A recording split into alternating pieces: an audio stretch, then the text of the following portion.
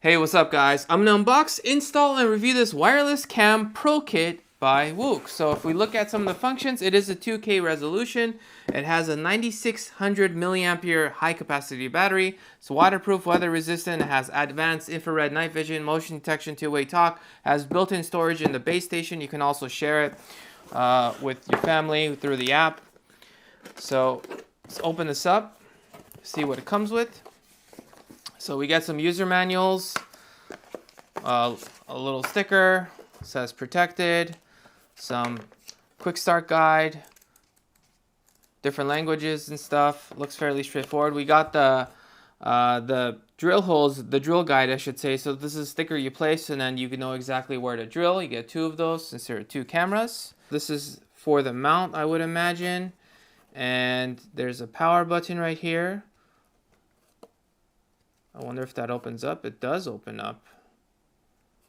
Okay, and there's a USB-C connection right there, and this is where the power button is. So when you press that, it goes to that little hole right there. We have the camera itself. It has this protective layer right here. And yeah, that's pretty much it in a nutshell for that. We get two of these cameras. So same thing. This is the base station, so this is where things get stored. We have a USB, we have an Ethernet, we have power, and we have a sync button. So it looks like we also have a speaker here, so maybe that's for notifications or if you want to talk through it. We get a power for the base station. It is 100 to 240 volts. It's 12 volts and 2 amps, which is 24 watts. You get the different power. So I'm going to use the American one, but it looks like this thing is ready to be shipped anywhere in the world. At least it looks like that. So you have all these different types of connections. And this one as well. So I'm not even sure where all of these... but this is the one I would use for the US right here. And you would just basically slide it in, pop it, and you're done.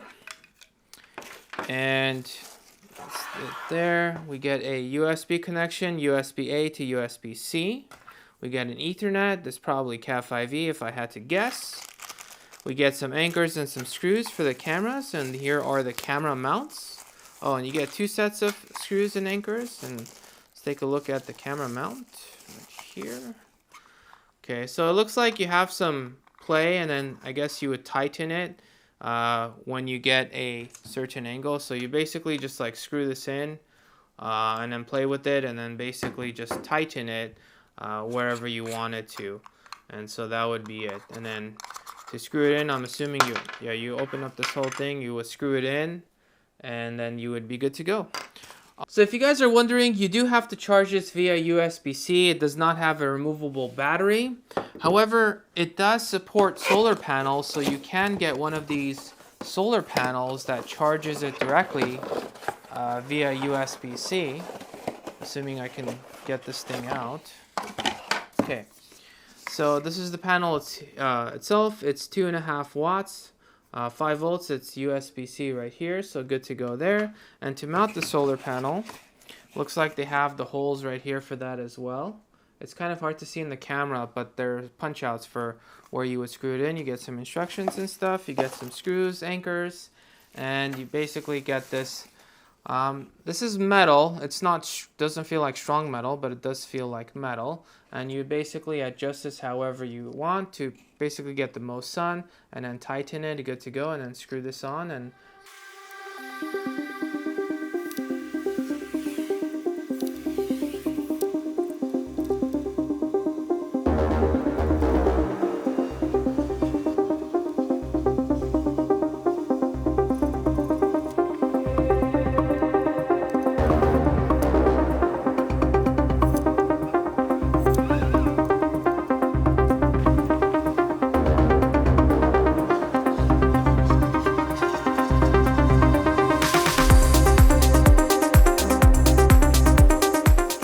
so now we're going to get into the app, and if you guys are interested, the doorbell itself, I've already done the review of that, so I'll put the links below. I actually reviewed that a few months back. At the same time that I've installed the security cameras, I installed the doorbell, but I waited a few more months to do the security cameras because I wanted to see how well it was going to do.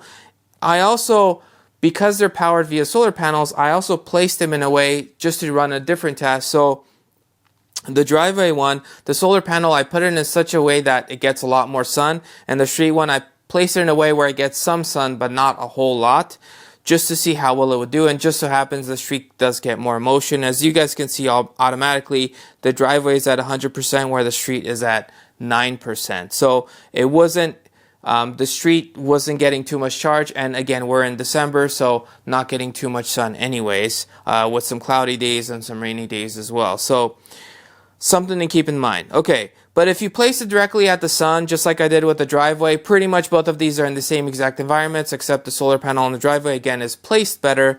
You can easily get to 100%, at least from my testing initially.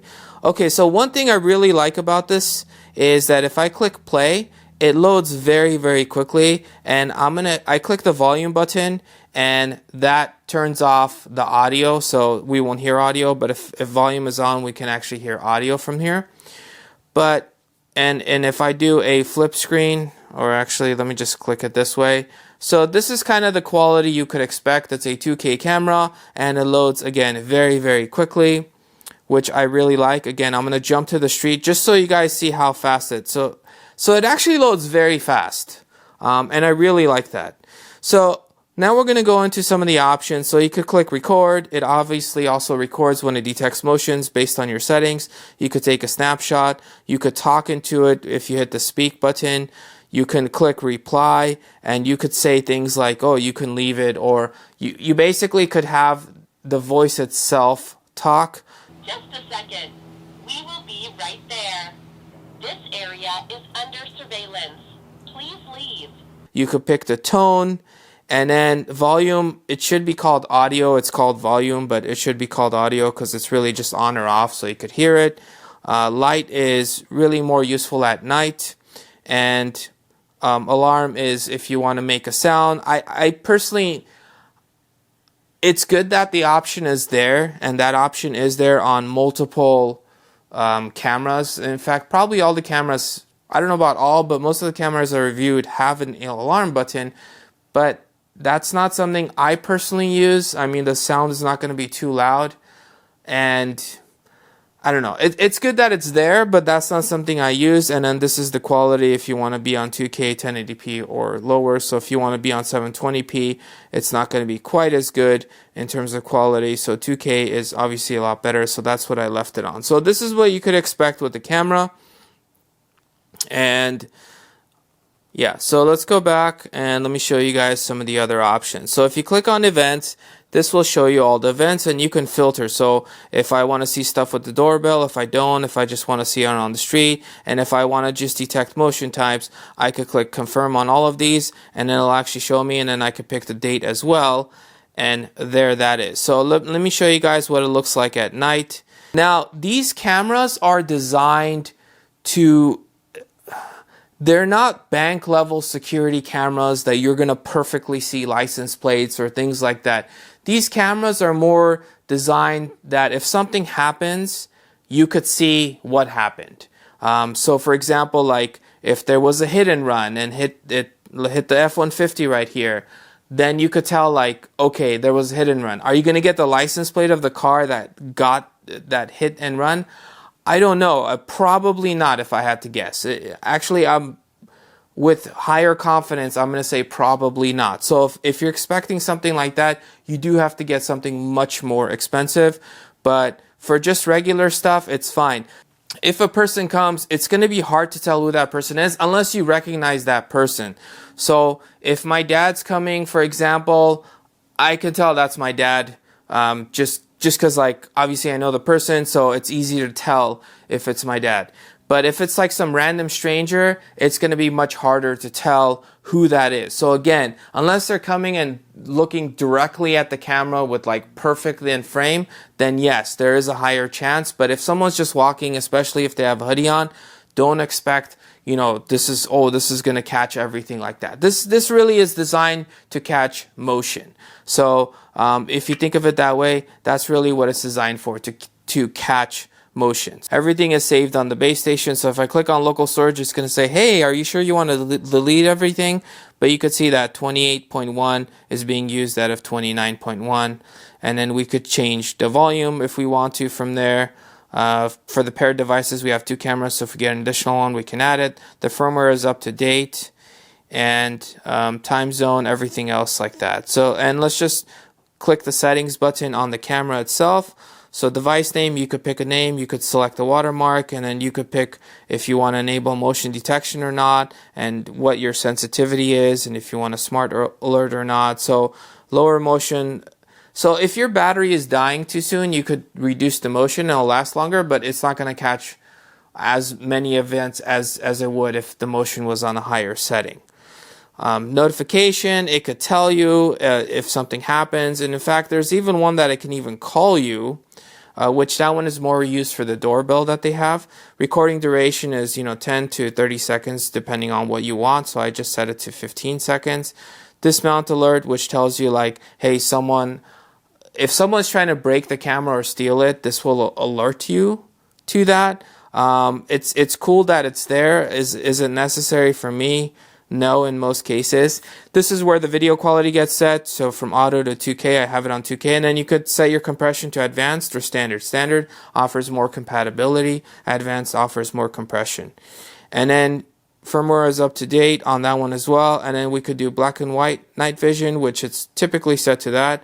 And then we can also do spotlight night vision, which usually takes up a little more battery because it's powering on the lights.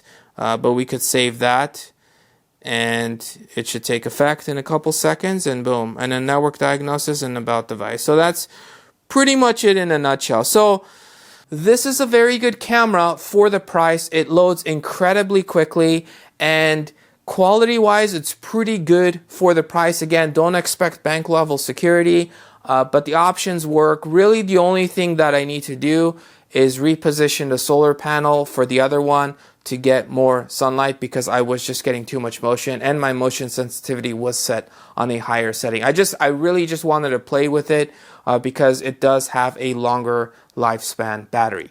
With that, let me know what you guys think in the comment sections below. Do you guys like this camera? Do you not like this camera? Is this something you would consider? As always, thank you guys for watching, and I'll catch you guys in the next one.